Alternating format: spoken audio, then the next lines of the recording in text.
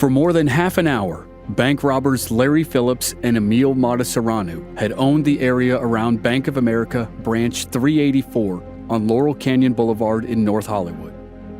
Their body armor and illegally modified assault rifles gave them a huge advantage over local patrol officers and detectives.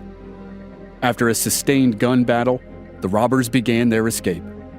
They moved away from the bank and into a residential neighborhood. Their plan, whatever it had been, started to collapse. It was the closing phase of the robbery turned shootout.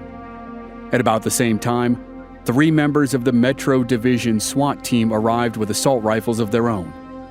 Their first job was to provide cover for a group of rescuers who were going to collect the severely injured officers and civilians. While the rescuers worked, one of the robbers, Larry Phillips, suffered 2 fatal gunshot wounds. One was self-inflicted, though it was hard to tell if it was on purpose or an accident. But if his own bullet hadn't killed him, he would have died as the result of a bullet that struck him in the back of the neck and was fired by one of the officers at the scene. One gunman was down, the one who was responsible for most of the destruction. But the second gunman, Emil Matasareanu, was still on the loose. He was trying to escape in a 1985 Chevy Celebrity that had been shot to hell. On the LAPD radios, the command was given for SWAT to handle the takedown of Matasareanu. The 3 SWAT officers finished their work with the wounded, piled into a police car, and gunned the engine. The final standoff would take place on Archwood Street, a simple residential street in the San Fernando Valley that most people had never heard of before February 28, 1997. But on that day, a Friday, it was the center of the nation's attention. While the LAPD brought the situation to a close, the nation watched live on TV. 5 news helicopters hovered above the action and broadcast every moment to viewers from coast to coast. Those viewers had already seen Larry Phillips fall in real time. It was like a blockbuster Hollywood action film, except it was all real. And the viewers settled in for the finale.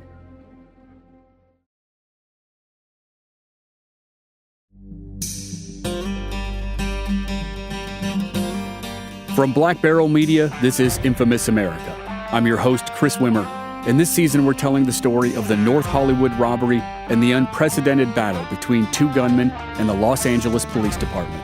This is Episode 6, Code 4, No Further Assistance. SWAT officers Rick Massa, Don Anderson, and Steve Gomez had escorted an armored car that the LAPD used to evacuate injured civilians and officers at the intersection of Laurel Canyon Boulevard and Archwood Street.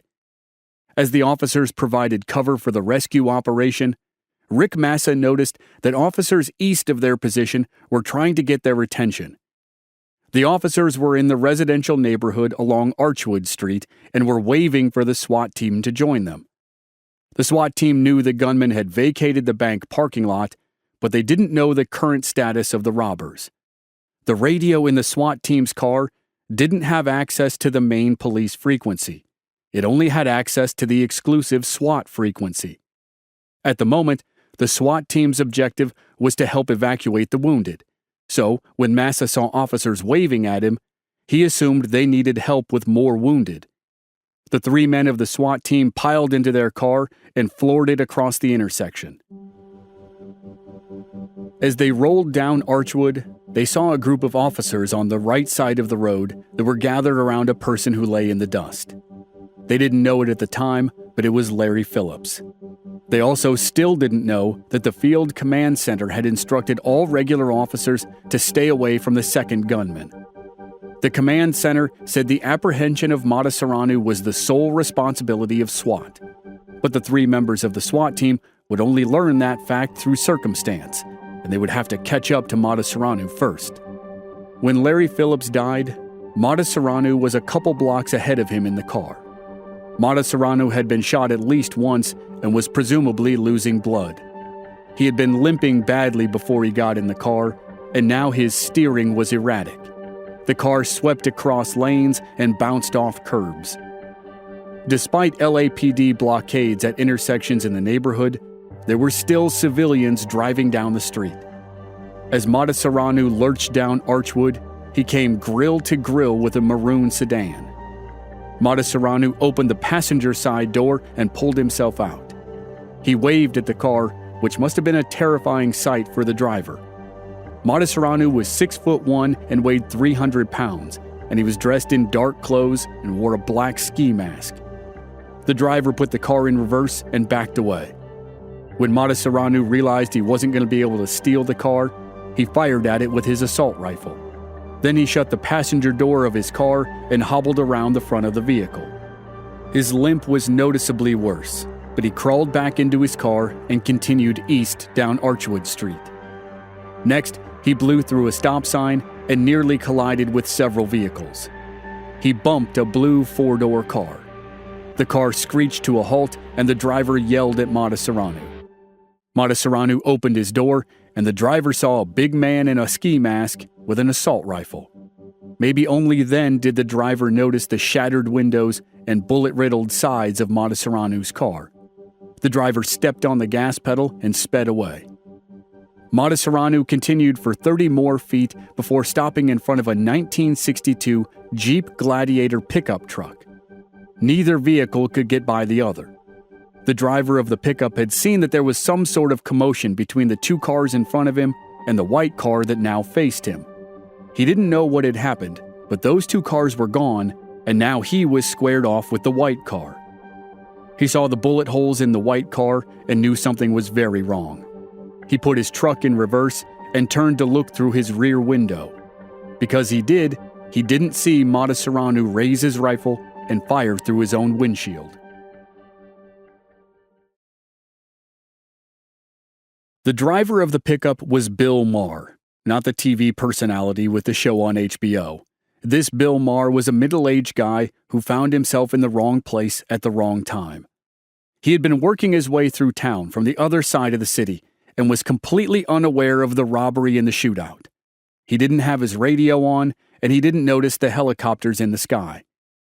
As he neared the neighborhood that was now Ground Zero, he saw that some streets were blocked with yellow police tape and some were blocked with police cars.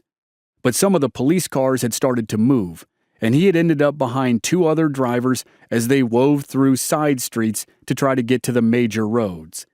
All three cars had landed on Archwood Street, headed straight toward Emil Madasaranu. The first two cars had made it past the gunman with little damage, but Madasaranu was determined to take Bill Maher's pickup. As Maher looked over his shoulder and tried to back up, Madasaranu fired a 3-round burst that tore through Maher's front windshield. Bullet fragments and/or glass hit Maher in the right arm and grazed his face. He decided to bail out and make a run for it. He turned off the engine, but left the key in the ignition. And then, probably as a reflex and without thinking, he flipped the switch that turned off the fuel pump, or as he called it, the boost pump. That single, simple action was critical to ending the North Hollywood Shootout. Maher jumped out of the truck and ran back up Archwood. He signaled to other drivers to turn around, and then he hurried toward a house to get off the street. He banged on the door, but there was no answer.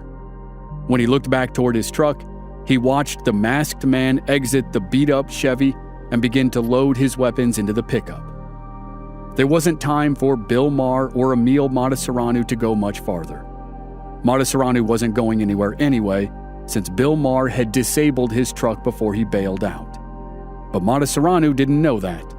He also didn't know that he was seconds away from being confronted by members of the LAPD SWAT team. As Madasaranu changed getaway vehicles, SWAT officers Don Anderson, Rick Massa, and Steve Gomez were speeding down Archwood in response to urgent signals from other officers. They thought they were on the way to pick up more wounded individuals. But as they crossed the intersection of Archwood and Radford, they saw the white Chevy getaway car and the Jeep pickup truck side by side in the street. Madasaranu either spotted the fast-approaching police car or had realized there was a problem with the pickup, and he got out. It was only then, when the SWAT team members saw the hulking man in the ski mask, that they realized they had driven right up to one of the suspects. Madasaranu, now using his Bushmaster XM15 rifle with a 100-round magazine, opened fire. Don Anderson was driving the car, and he spun the vehicle and stomped on the brakes. The car screeched to a stop at an angle a few feet from the front of the pickup. As the car turned, Steve Gomez fired at Matasareanu from the passenger seat. Gomez's gunfire drove Matasareanu away from the pickup and back to the front of his Chevy. Matasareanu leaned over the hood of his vehicle and rained gunfire on the three officers. With parts of two vehicles between SWAT and himself, he had good cover. The officers exited the vehicle and fanned out behind it. Steve Gomez, who would become immortalized on the TV footage as the SWAT officer who was wearing a helmet and a vest on top of a t-shirt, shorts, and running shoes, shot Matasareanu in the chest, but the bullet had no effect. It was stopped by the steel plates that reinforced Matasareanu's body armor. Rick Massa, firing from the back end of the vehicle, dropped down to the pavement and realized he had a clear shot at Matasareanu's legs from beneath the cars. He fired, and one of his bullets broke Matasareanu's leg. Matasareanu started to topple, and Gomez and Anderson followed suit. They aimed for Matasareanu's legs to bring him down.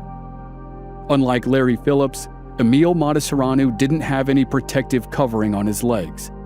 He was shot dozens of times in the legs and ankles. He spun and twisted as he lost the ability to stand and fired a few wild rounds in different directions. Then, Matasareanu held the weapon up with one hand and tossed it away. He slumped to the ground and leaned up against the front bumper of his getaway car. He raised a hand as high as he could and surrendered.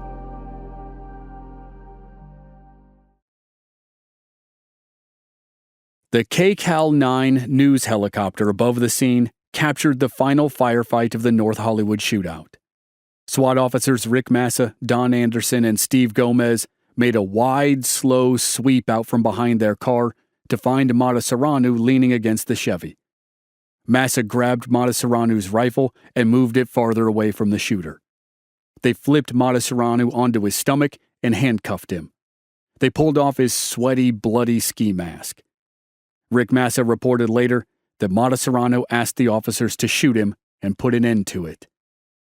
With the gunman down and cuffed, dozens of officers swarmed Archwood Street to cover the scene. It was now 10:01 a.m., and dispatcher Tanya Bellard announced over the radio, "Be advised, there is one suspect in custody." Then an officer from the scene of Matasareanu's capture responded with an update. "Be advised, there are two suspects in custody."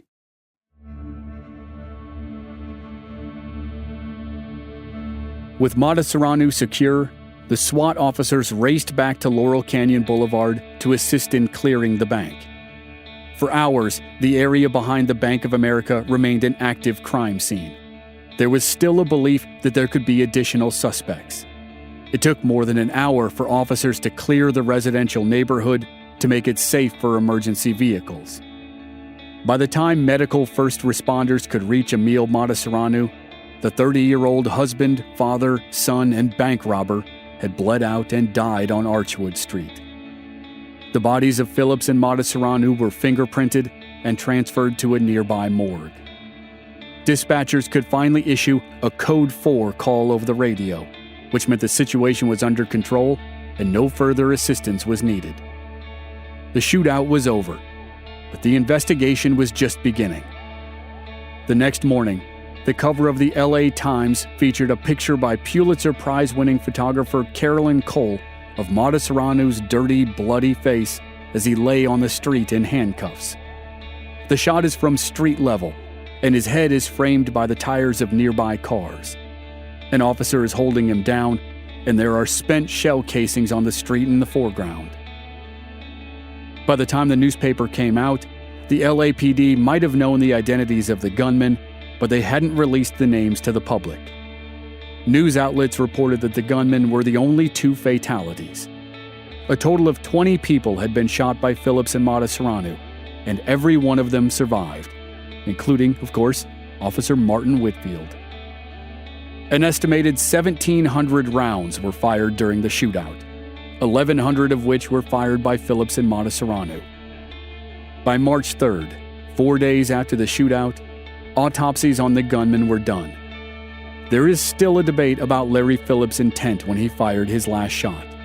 In all likelihood, he took his own life. But some say the injuries to his hands caused him to accidentally discharge his weapon. The autopsy revealed that it doesn't really matter which was true. The bullet that hit him in the back of the neck right after he fired his shot would have killed him anyway. In addition to the fatal shots, he was wounded 11 more times. Emil Matasareanu was shot 29 times, most of which were below the waist and almost certainly happened during his intense final standoff with the SWAT team. He died of extensive blood loss. Almost immediately, the press questioned the decision to keep emergency services away from the scene for an hour. It was a controversy that would linger for years. 5 days after the shootout, Phillips and Matasareanu were linked in the media to all the crimes associated with the high-incident bandits. Their properties were searched. Addresses linked to Phillips didn't turn up much, but Matasareanu's properties turned up additional weapons, gun parts, and literature on how to convert semi-automatic rifles to fully automatic rifles. But the most disturbing discovery wasn't directly related to the shootout. At a business space rented by Matasareanu in Pasadena, authorities found a locked room above the offices. Inside, they found a 44-year-old woman with developmental disabilities who had no access to food, medicine, or a bathroom. Authorities had speculated she was there alone for at least a week.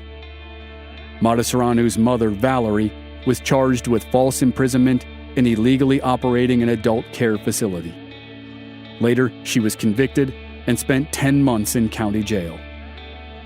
Authorities didn't find any of the roughly $1.5 million from the 1996 robberies. And in the summer of 1997, 3 months after the North Hollywood robbery, the LAPD closed its investigation. But the ramifications of the shootout were just beginning. In the weeks following the shootout, officers shared their stories with the media. The civilians who were injured revisited the scene and posed for pictures in front of the bank and storefronts that had been shot out. The debate over enhanced firepower for the LAPD hit the front page of the LA Times just 2 days after the shootout. Rank-and-file officers had been pushing proposals up the chain of command that called for more powerful weapons. Police Chief Willie Williams argued, "You can't equip our general patrol officers with AK-47s. We're supposed to live in somewhat of a civilized society." Other top-ranking officers agreed that patrolmen with automatic weapons was an overreaction to an isolated incident. They lost that argument. News outlets made heroes out of the officers who battled Larry Phillips and Emil Matasareanu, and rightfully so. But the details of Matasareanu's death were controversial and sparked a debate in the newspapers. Letters flooded newspaper offices. Many asked questions like, did the police allow Matasareanu to bleed to death by prohibiting emergency services from getting to him? Was the threat of additional suspects so great that it meant keeping medics away for that crucial hour? Some letters said Matasareanu got what he deserved. Some said his treatment was another example of how the LAPD flaunted its power and operated by its own rules. A lawyer with a reputation for seeking out police brutality cases sued the LAPD on behalf of Matasareanu's sons. When the ruling finally came 3 years later, a U.S. District Court jury was split on whether officers had been negligent. There was no appeal, and the lawsuit was eventually dropped.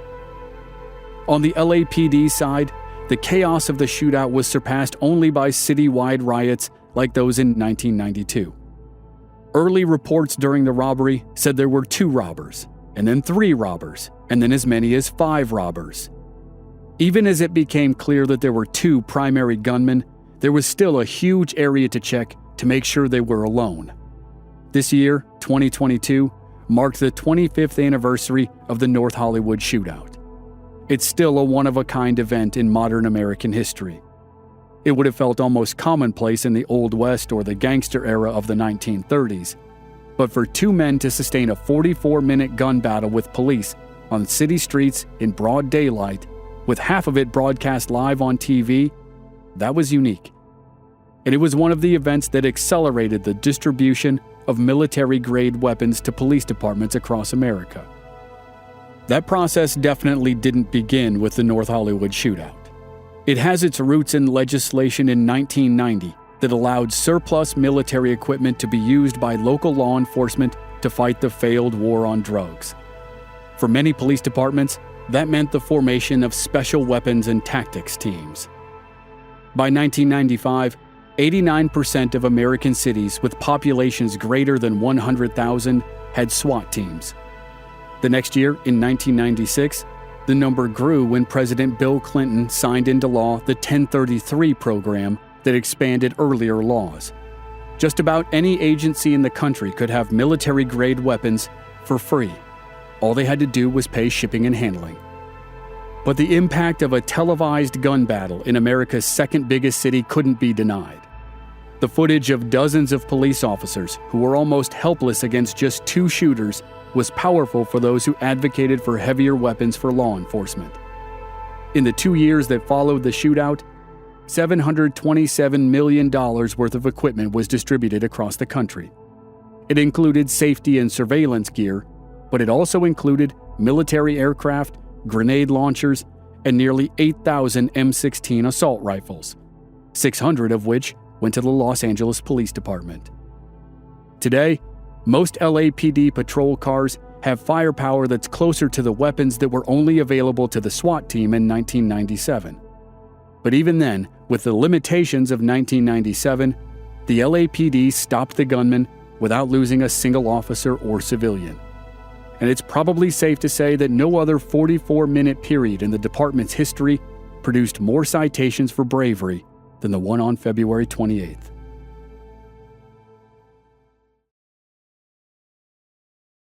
Sergeant Dean Haynes and Detective John Krulak, both retired, received Purple Hearts.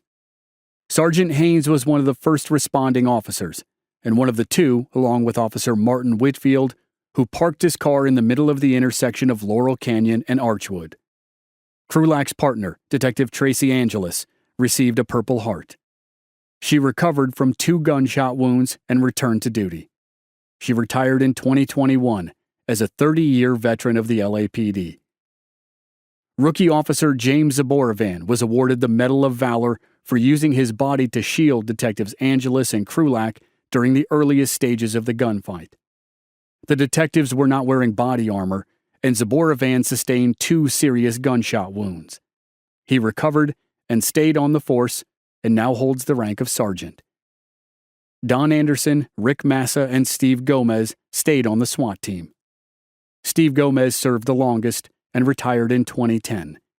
They were all awarded the Medal of Valor. Officers Todd Schmitz and Anthony Kabunik, who used their squad car to rescue Officer Stuart Guy and Detective Tracy Angeles in the Valley Plaza Mall parking lot, received Medals of Valor.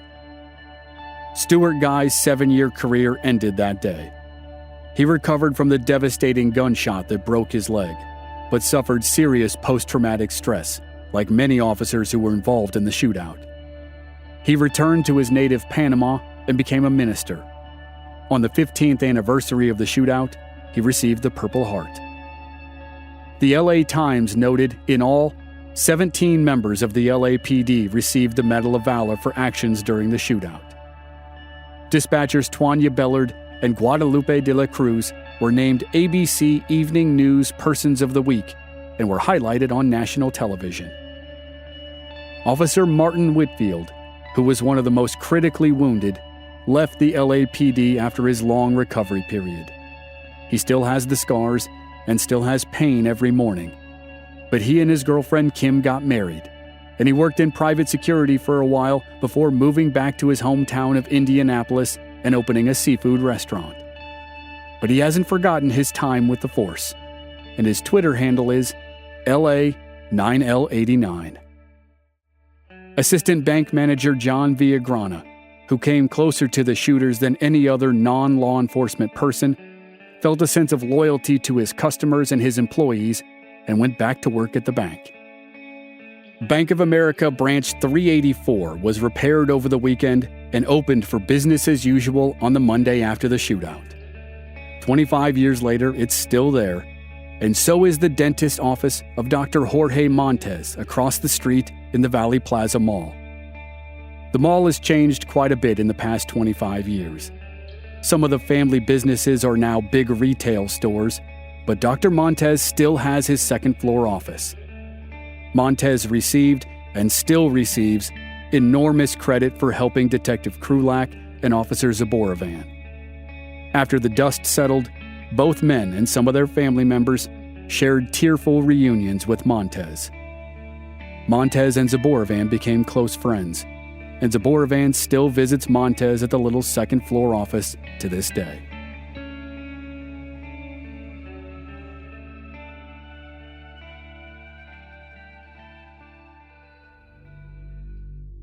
For more information on the North Hollywood Shootout, we'd like to recommend a website, northhollywoodshootout.net, that was critical to this production, and the podcast, Shootout, The Battle for North Hollywood, available on Audible.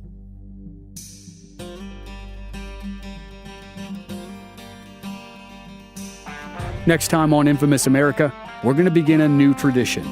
We're going to highlight some smaller stories from some of the bigger cities in America, all of which have rich histories. And when you're talking about cities with rich histories of infamy, there's no better place to start than New Orleans. We'll see you next time for stories from the Big Easy on Infamous America.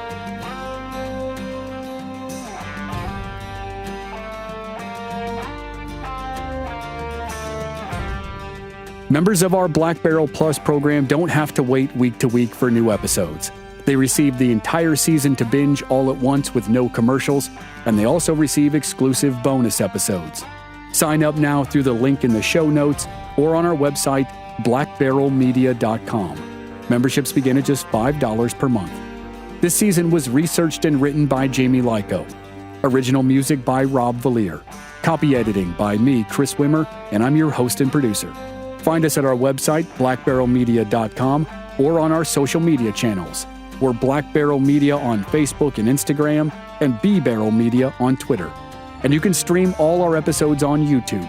Just search for Infamous America Podcast. This show is part of the Airwave Media Podcast Network. Please visit airwavemedia.com to check out other great podcasts like Ben Franklin's World, History of the Great War, and many more. Thanks for listening.